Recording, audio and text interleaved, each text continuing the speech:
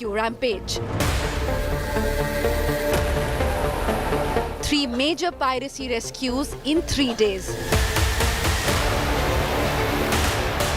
Iran, Pakistan and Sri Lanka vessels saved. Daring missions on the high seas.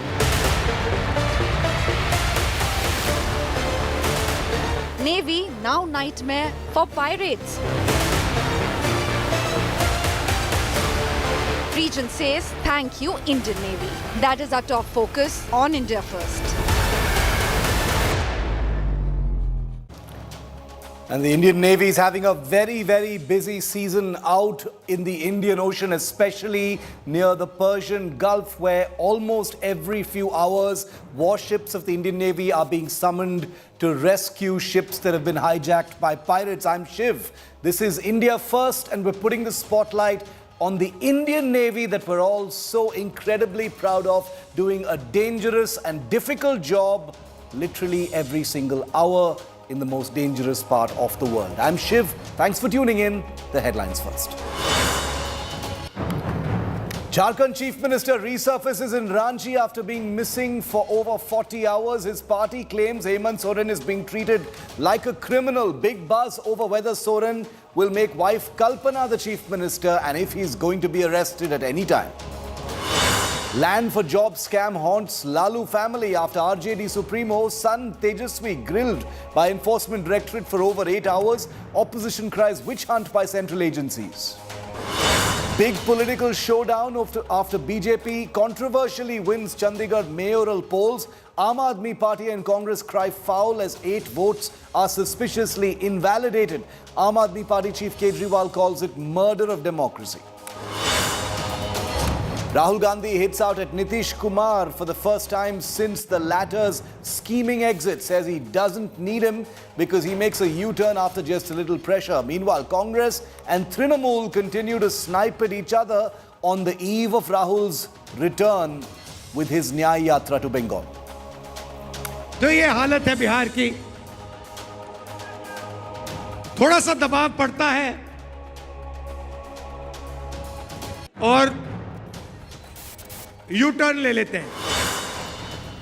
Amid seat-sharing talks with the Congress, Samajwadi Party declares 16 Lok Sabha candidates. Samajwadi Party Chief Akhilesh Yadav's wife Dimple fielded from family bastion Mainpuri.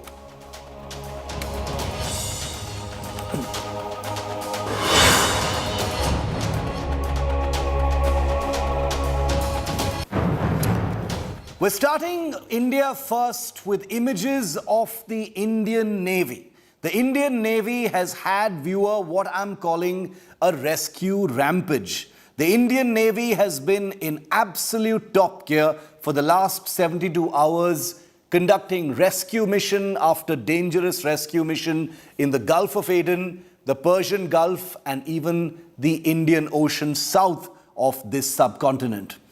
The Indian Navy has warships deployed in the area on a war footing now because of multiple threats.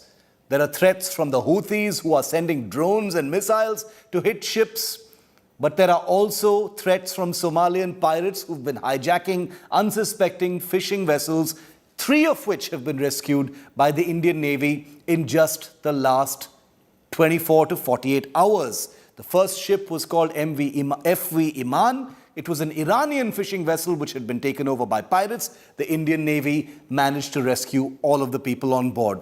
The second rescue, which happened today, which has attracted a huge number of eyeballs, is the ship Naeemi. It's a Pakistani fishing vessel with 19 Pakistani crew members, and it was taken over by 11 Somalian pirates. The Indian Navy, in these pictures that you can see on your screen here, via INS Sumitra, a warship, boarded that ship and warded off the 11 heavily armed pirates, rescuing 19 Pakistani citizens. Because that is what the Indian Navy stands for. Humanitarian relief does not see nationality. And finally, today, in a coordinated operations with the Seychelles Navy, the Indian Navy managed to rescue yet another boat, this time of Sri Lankan origin, in the Indian Ocean from Somalian pirates. So 3 rescues in 3 days means the Indian Navy has literally no time to rest, and all those decisions taken a month ago to deploy in a big way in the Arabian Sea, in the South Indian Ocean, in the Gulf of Aden and the Persian Gulf was really something that was happening for a reason. And today we're going to try and not just decode what these missions have actually meant for India as a rising power, not just regionally but globally, but I want you to listen now to what External Affairs Minister Dr. S. Jaishankar said while hailing the Indian Navy for carrying out this furious series of operations. Listen in to Dr. S. Jaishankar. The Indian Navy has deployed 10 ships today in that region. Because we got a double problem. We got a piracy problem and we've got a missile drone problem. If you look even in the last few days, we actually, one of our ships, I think INS Visakhapatnam, went in and extinguished a fire and rescued the crew of a tanker which had taken a drone hit. Today in the morning when I came in here, I saw that the Navy had rescued, it's interesting, it rescued Pakistani and Iranian fishermen from pirates. Now, the reason why the Indian Navy especially made headlines today is because those who were rescued, the ship that was rescued by the Indian Navy today happened to be a Pakistani fishing vessel, and 19 Pakistani crew members on board were successfully rescued by the Indian Navy, and 11 Somalian pirates were arrested. That's the people you can see in that picture. Their arms and ammunition were also confiscated. So many people are wondering, wow, India and Pakistan are at war. We don't have diplomatic relations to speak of, and yet here is the Indian Navy rescuing Pakistani folks on a fishing vessel. Well, we've made it very clear through our coverage, in humanitarian and international relief operations of this kind, geopolitical differences do not come into the picture at all. No matter who you are, whether you're Chinese, whether you're Pakistani, it doesn't make a difference. If you are to be rescued, you will be rescued and treated on par with any other person in distress in international waters. Well, take a look at how Pakistani locals have also been expressing their happiness after the Indian Navy rescued 19 Pakistani nationals from that hijacked fishing vessel. Locals are praising the Indian Navy and called it an act of harmony. There have been some rumors that the Pakistan Navy was not able to reach in time or was not in a position to be there to actually conduct this rescue, and that's the reason why the Indian Navy, which is anyway deployed there and is part of the protocol of response in such occasions, was there to rescue these men. Here's the reaction from some Pakistani locals. अभी मैं Indian navy को और India के लोगों को जो appreciate करना चाहूंगा कि देखिए जिस तरह इन्होंने इंसानी जानें बचाई। जबरदस्त देखिए सर, बड़ी हिम्मत वाली बात है कि आप पाकिस्तान में खड़े होकर इंडियन नेवी को एप्रिशिएट कर रहे हैं, लेकिन इसके ऊपर किसी के पास लॉजिक नहीं होगा। क्या उन्होंने वाकई में इंसानों की जानें नहीं बचाई, और वो भी मुसलमानों की? ईरान के जो क्रू मेंबर थे, इसके ऊपर तो कोई आप में से ब्लेम भी नहीं कर सकता पाकिस्तान से कि भाई आपने इंडिया के फोर्सेस की तारीफ कर दी। Just a glimpse of how even a country like Pakistan, granted, those are just two individuals in Pakistan, but that gives you a glimpse into the sentiment of the professionalism of the Indian Navy, a force that is out there in the Indian Ocean rescuing people, and it doesn't matter who they are. Let's make it very clear, this is not in and of itself an act of some kind of generosity. The Indian Navy literally does not see under these circumstances what your nationality is. It will rescue you because that is its professional duty and professional job. Joining me live now to throw some light on how complicated these operations are and how things can, in many cases go wrong. People can get hurt. We have with us Vice Admiral Shekhar Sinha. He's former Flag Officer Commanding-in-Chief of the Western Naval Command. He's a senior veteran aviator, someone who's spent decades in the Indian Navy. He's commanded the Western Naval Command, under which many of these ships operating right now in the Gulf of Aden would come under. So he knows everything that anybody can possibly know about what these operations entail. We also have with us Captain D.K. Sharma. He's a former spokesperson of the Indian Navy, and he's been in charge of communicating and talking to the world about such operations in the past. Welcome, gentlemen. Thank you very much for your time here on India First. A great sense of pride talking about the Indian Navy, conducting these complicated operations. Admiral Sinha, coming to you first. Many warships of the Indian Navy now deployed, offshore patrol vessels, destroyers. This decision was taken last month, especially in the wake of attacks from Yemen, etc. But these anti-piracy patrols are proving to be, coming thick and fast. 3 such rescues happening in just 3 days, sir. What do you make of it? Well, thank you, Shiv, for getting me on your program. It's been a long time. Yes. I wish to mention to your viewers that Navy at sea never sleeps. And I mean it very literally, because when the ships are sailing, they are on duty 24/7. One watch always remains on duty, and they keep taking rounds in those 24 hours. So every 6 hours, duty comes back. Now, it is from 2008 onwards that we have been deploying our ships for the anti-piracy mission, when it first sort of raised its hand. And since then, our ships have been on patrol in the Red Sea and Gulf area every day, and they have escorted more than 5,000 ships and vessels from the Red Sea into safe zone. Many ships, many hijacking attempts have been sort of thwarted, if you like. Yes. In fact, Indian Navy was the first navy in the world to sink a pirate ship which was becoming a threat to it. Yes. In 2008. Coming back to this, yes, you're right that of late there has been an increase in the number of attacks which are taking place. I find there are just one reason, that because of the Houthi attack on the ships in Red Sea, the pirates have raised their hand thinking that under the garb of these Houthi attacks, they can make use of this time when the ships are slowed down to do some piracy act, either on big ships or even on small ships. Yes. And there has been an increase. And I think the reason is the Houthi attack, number one. And secondly, obviously, there is a money required, as ransom, which they have not succeeded so far. So because of this double tasking, the Navy increased the numbers of patrol aircraft, patrol ships to about 8 to 10. They have also increased the, the patrol period of our P-8I aircraft and the MQ-9, the drones. Yes. And the results you have already mentioned, I need not repeat it. Another thing I want to mention, that as per the United Nations Convention of the Laws of the Sea, to which most of the countries in the world are signatory, a right of innocent passage is to every seafarer who is out at sea. Yeah. Now, it does not recognize as to what is the nationality. No. A seafarer, if his seafaring is for public good, it has to be protected by any ship which is in the vicinity whenever the ship is under distress. Yes.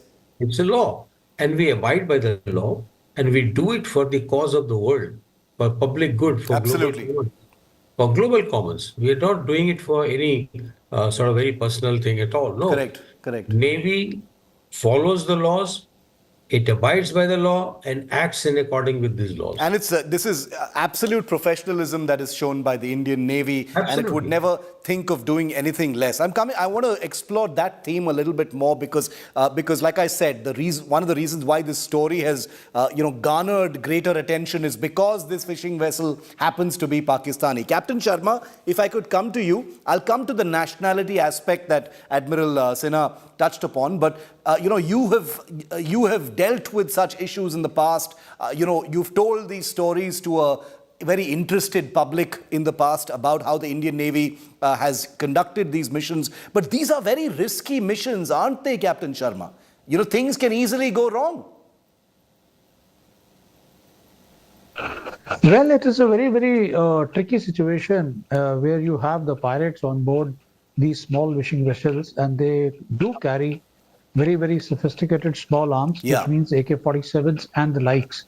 So the ship which goes for a rescue, for example, in this case, Sumitra, they have to first send a helicopter, which gives them adequate warnings that now you are being, prodded or being stopped by INS Sumitra, and they have the report, or they tell them that they have a kind of information that this is illegal act which you are doing.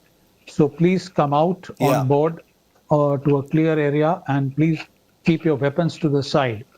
So this is the kind of intricacies which are involved, because these are very, very heavily armed people, and they can cause harm, and a loss of life is absolutely not acceptable. Yes. So that is where the complications arise.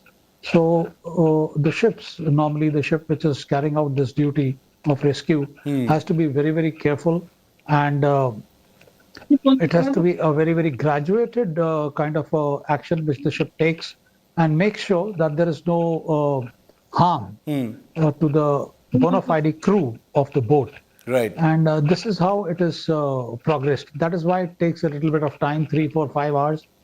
And once the pirates or the people who have boarded the fishing vessel illegally, then they are brought to the clear area, and then the ship normally sends a boat in which we have our armed boarding party, Yes. and which goes and renders the boat or the hijacked craft safe, and then they take charge of these pirates, and then send them back to wherever they have come from.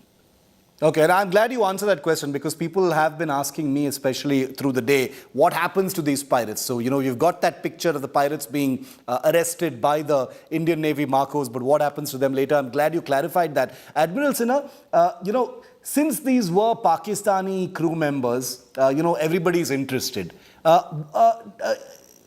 These are complicated issues, because India and Pakistan have a troubled relationship otherwise, but like you said, at sea, there are no such distinctions. This is professional protocol and duty. I'm wondering, sir, from the top of my hat, don't such acts of humanitarian help, ease diplomatic relations between countries?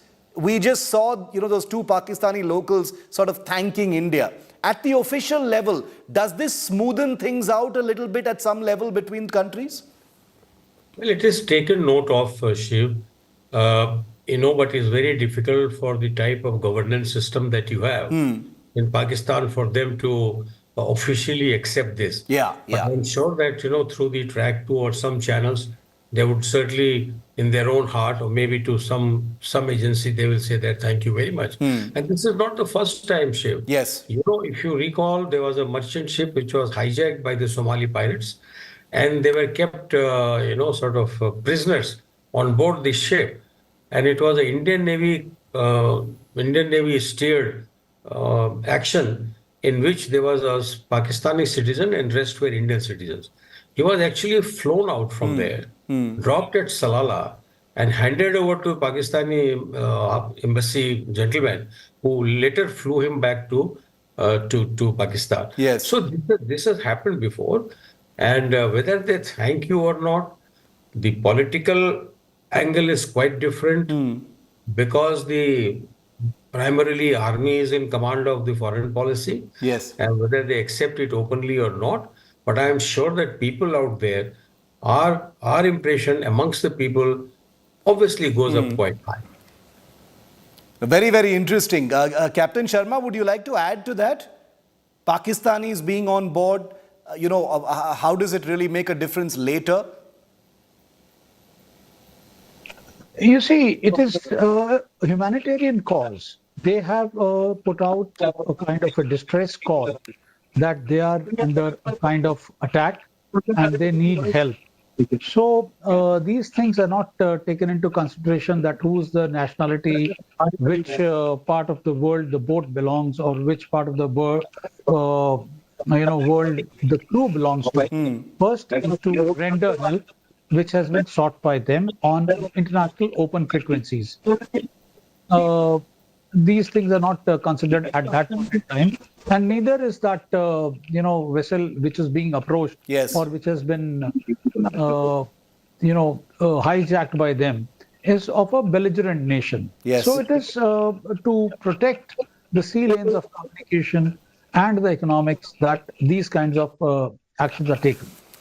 Well, all I would like to end this discussion with is by wishing all of our sailors and officers on board all of these ships, Shano, Varuna, and safe hunting, safe operations, because clearly, like Admiral Sinha so rightly said, there is no sleep for our men and women out there. So we wish them the very, very best, and we will continue to report and put the spotlight on such stories. Admiral Sinha and Captain Sharma, always a pleasure. Thank you very much for your time here on India First. We've just shown you what's happening out at sea, but there is good news to share on land as well. Remember, India and China are still very much locked in the world's biggest military standoff, which is now going on to be 4 years old in eastern Ladakh. Well, one of the discrepancies in hardware that India felt was that while China has very nimble and agile mountain tanks, which are of a lightweight nature, capable of navigating the tough terrain of the mountains of Ladakh, India sorely lacks the same kind of thing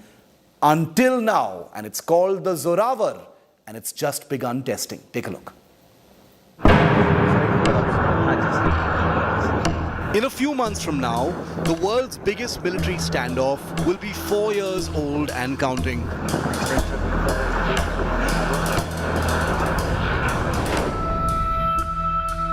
India matching Chinese aggression man for man, creating a frozen military confrontation in Ladakh. But apart from the thousands of Indian and Chinese troops massed along the frontier of eastern Ladakh, the two sides also have battle tank regiments on either side. But unlike China's Type 15 light mountain tanks, built for agility and operations at high altitudes, India has had to deploy its heavy main battle tanks, the T-90 Bhishma.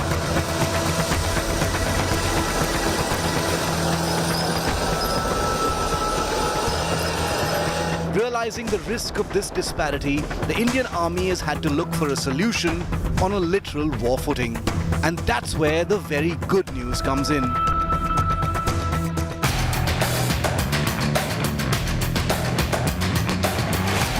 India's Defence Research and Development Organization and private sector giant Larsen & Toubro have begun internal trials of a rapidly developed homegrown light tank called Zorawar. Named after the iconic Dogra Rajput ruler, famous for his 19th century conquest of Ladakh and western Tibet, the Zorawar light tank is likely to be ready for crucial user trials by the Indian Army by April this year. Weighing just 25 tons, half the weight of heavier tanks in service, the Zorawar will provide the army agile, nimble and rapid armoured strength in the mountains and difficult terrain, something it currently lacks.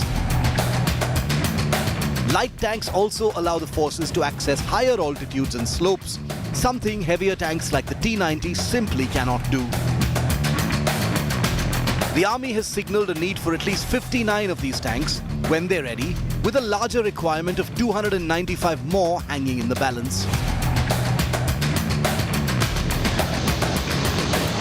In the last year, the Indian Army has deployed a number of Indian-built K9 Vajra tank-tracked artillery guns in Ladakh, providing very potent teeth to frontline forces. There had been talk of this very K9 being modified and configured as a light tank, something that still could happen in the future. But for now, the purpose-built Zorawar light tank will fulfill the Army's needs in Ladakh and other high-altitude areas.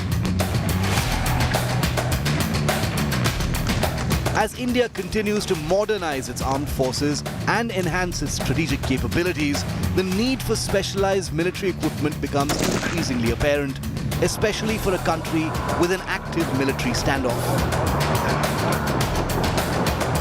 The Indian-made Zorawar will provide a strategic advantage by offering rapid response capabilities in Ladakh and beyond. The nimble nature of these vehicles will allow the Army swift deployment and repositioning, crucial since threats can emerge suddenly. The journey of what is hoped will be another iconic Zorawar has begun. Well, time for a very quick break here on India First. On the other side, the senseless and brutal murder of a 25-year-old Indian student in Alabama in the United States by a homeless man who this student had been caring for and helping has shocked the country and shocked the world. Akshita brings you a full broadcast on who he was, what happened, and what next.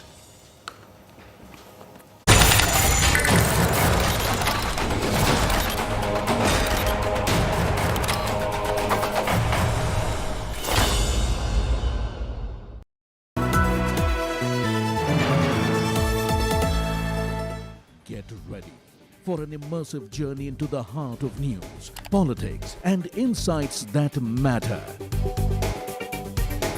Join India Today now on WhatsApp. Scan the QR code.